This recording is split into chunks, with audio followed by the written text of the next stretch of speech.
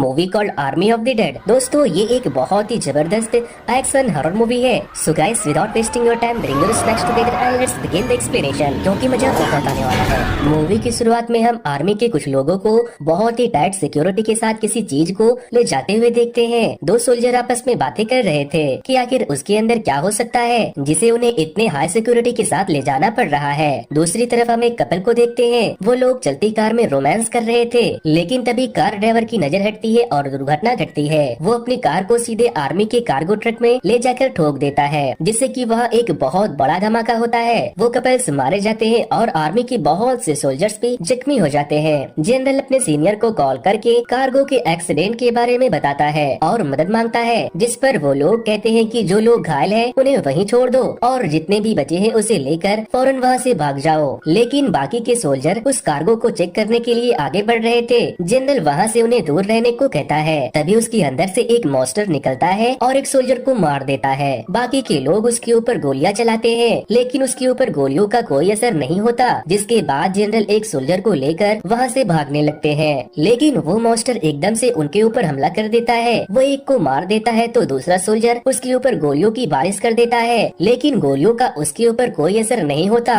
वो सारे सोल्जर्स को मारकर शहर के तरफ बढ़ने लगता है। उसने जितने सोल्जर्स को मारा था वो सारे जिंदा हो जाते हैं, जो कि ज़ॉम्बीज़ बन चुके थे। सारे सोल्जर उसके पीछे पीछे शहर के तरफ जाने लगते हैं। शहर जाने के बाद वो बहुत से लोगों को काट कर उन्हें ज़ॉम्बीज़ बनाकर अपने टीम में शामिल करते जाते हैं। कुछ स्पेशल सोल्जर्स अपने शहर को बचाने के लिए बहुत से ज़ॉम्बीज़ को मारते हैं। वो इन्फेक्टेड समझकर नॉर्मल इंसानों को भी मार देते हैं जिन्हें कॉमन इंजरी थी। शहर के ज्यादातर लोग इन्फेक्टेड होकर ज़ॉम्बीज़ बन गए थे और वो मरने के बाद वापस से जिंदा भी हो जाते थे। उन्हें हरा पाना नामुमकिन था, इसीलिए पूरे के पूरे शहर को कंटेनर से बने दीवारों के अंदर कैद कर दिया जाता है, ताकि वो ज़ॉम्बीज़ अंदर ही रहे और ज्यादा लोगों की जान न जाए। उन्हें अंदर कैद करने के बाद वहाँ की सरकार उस जगह पर न्यूक्लियर अटैक करने का फैसला करते हैं और बाकी बचे लोगों को क्वारंटाइन एरिया से दूर शिफ्ट करते हैं। अब हम स्कॉट को देखते हैं। उससे मिलने बिली टांका नाम का एक आदमी आता है। वो उसे बताता है कि क्वारंटाइन जोन के अंदर एक बिल्डिंग के तिजोरी में $200 मिलियन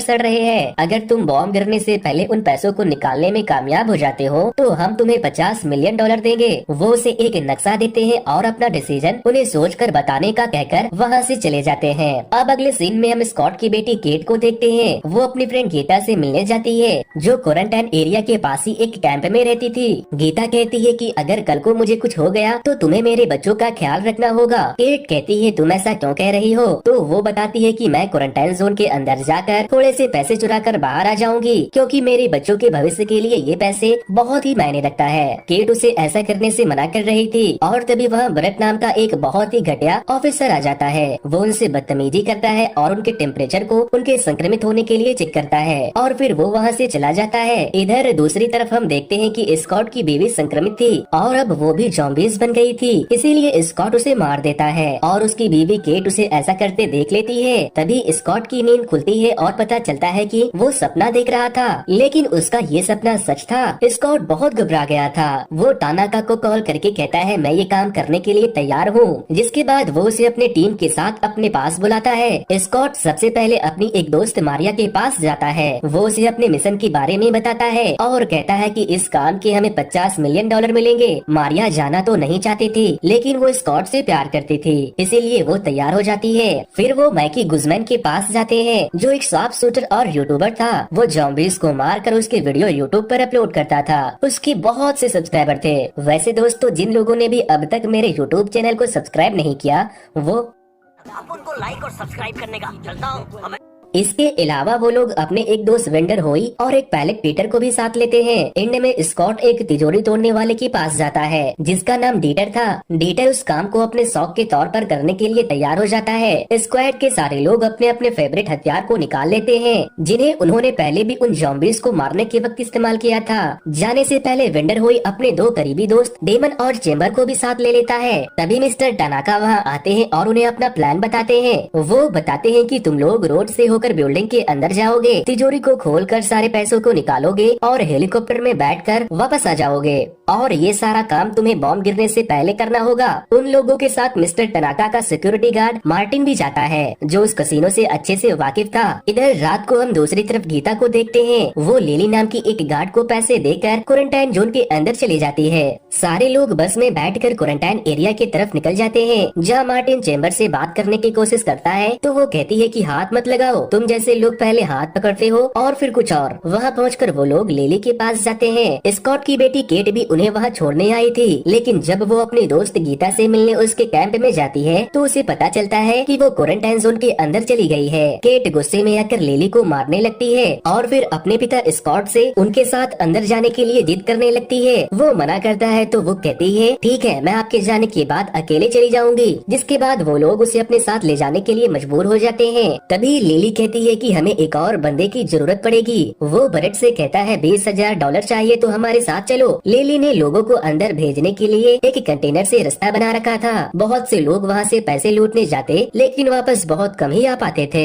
अंदर बहुत से मुर्दे थे। लिली बताती है कि बारिश होते ही ये वापस से जिंदा हो जाएंगे। वो लोग कसीनो की तरफ बढ़ने लगते हैं और तभी वो लोग एक टाइगर की आवाज सुनकर छुप जाते हैं, जो अब ज़ॉम्बीज़ बन चुका था। टाइगर के जाने के बाद बरेट जब लिली के साथ फ्लर्ट करने लगता है तो लिली उसकी बंदूक से उसे ही गोली मार कर बांध देती है। सारे लोग उसे ऐसा करने की वजह पूछते हैं तो वो बताती है कि ये उनके लिए एक तोहफा है ताकि हम उनका ध्यान भटका सके। वो उसे बताती है कि यहाँ कोई आम ज़ॉम्बीज़ नहीं है, क्वारंटाइन एरिया के अंदर उनका एक साम्राज्य है, यहाँ सोचने वाले ज़ॉम्बीज़ रहते हैं। लिली कहती है कि इस जैसे कमीने को तो कब तक मार देना चाहिए, इसने न जाने कितने लोगों का बलात्कार किया है और कितने बेसहारा औरतों का फायदा उठाया है। तभी उन्हें किसी के चिल्लाने की आवाज सुनाई देती है और सारे लोग बरेट को छोड़कर छुप जाते हैं। फिर वहाँ एक लेडी ज़ॉम्बी और उसका बॉडीगार्ड आता है। ये क्वीन ऑफ द ज़ॉम्बीज़ थी। वो दोनों ज़ॉम्बीज़ बरेट को लेकर वहाँ से चले जाते हैं और बाकियों को कुछ नहीं करते। लिली कहती है कि वो लोग अब उसे अपने तरह बनाने के लिए लेकर ओलंपस के बिल्डिंग में गए हैं। केट कहती है कि गीता भी वहीं होगी, हमें उसे बचाने जाना चाहिए, लेकिन स्कॉट कहता है कि पहले हम पैसा निकालेंगे। इसी बीच हम स्टैचू के ऊपर ज़ॉम्बीज़ के किंग को देखते हैं, जो उन लोगों को देख रहा था। सारे लोग एक बिल्डिंग में जाते हैं जहाँ बहुत से ज़ॉम्बी सो रहे थे और तभी चेम्बर से टकराकर वहाँ एक ज़ॉम्बी जैसे ही जिंदा होता है वो उसे मारकर गिरा देती है, लेकिन उसके गिरने के वजह से वहाँ कुछ बर्तन गिर जाता है और सारे ज़ॉम्बीज़ जाग जाते हैं, जिसके बाद चेम्बर उन सबको मारने लगती है। वहाँ बहुत से ज़ॉम्बीज़ आ जाते हैं और सारे लोग उनसे लड़ने लगते हैं। इधर दूसरी तरफ हम बरेट को देखते हैं। सारे ज़ॉम्बीज़ मिलकर उसे अपने अड्डे पर लेकर जाते हैं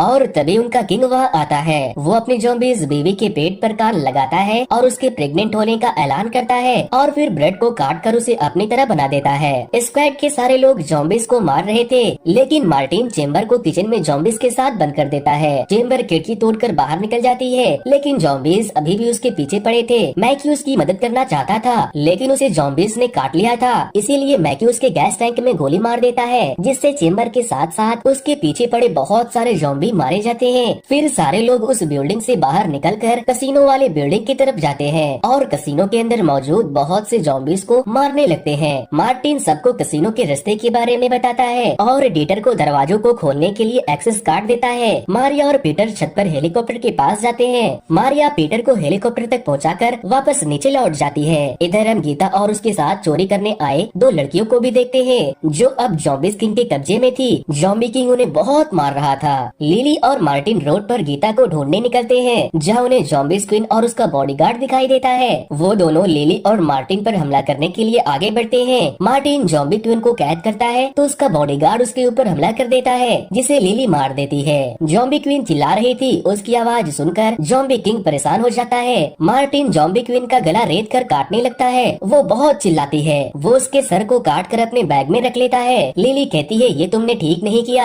आखिर तुम इसके गले का क्या करोगे? ये बहुत चीख रही थी, यहाँ से चलो, इसके लोग आते ही होंगे। स्कॉट और उसकी बेटी केट जनरेटर में फ्यूल डालते हुए बातें कर रहे थे, जहाँ वो उसकी माँ के ज़ॉम्बी बनने के बाद उसे मारने के लिए उससे माफी मांगता है। केट कहती है मैं आपसे नाराज नहीं हूँ, वो हालत ही ऐसी थी। डिटेर, वेंडरहोय और मैकी बहुत से ज़ॉम्बीज़ को मारते हुए तिजोरी की तरफ बढ़ रहे थे। वो एक गेट को खोलकर अंदर जाते हैं, लेकिन तिजोरी के सामने बहुत से जानलेवा ट्रैप लगे थे, जिसे पार करने के चक्कर में वहाँ बहुत से लोग पहले से मरे पड़े थे। डिटर जमीन में लगे प्रेशर डिगर को देखकर कहता है इसे चकमा देना होगा, जिसके बाद वेंडरहोय एक ज़ॉम्बी को पकड़ लेता लेता है और एक दूसरे ज़ॉम्बी के हाथ को पकाकर तिजोरी की तरफ फेंक देता है। वो ज़ॉम्बी जब उसे खाने जाता है तो उसे सबसे पहले बहुत सारी जहरीली डांटें लगती है और आगे जाने के बाद उसके ऊपर बहुत सी गोलियां चलती है और फिर एकदम से एक दीवार उसे कुचलकर उसका चटनी बना देता है। तभी एक न्यूज आती है कि 1 घंटे के अंदर ही वेगस शहर पर बॉम्ब गिराकर उसे नष्ट कर दिया जाएगा। ये न्यूज सुनने के बाद स्कॉट पीटर को कॉल करके बताता है कि हमारे पास बहुत कम टाइम है, लेकिन हेलीकॉप्टर खराब हो चुका था।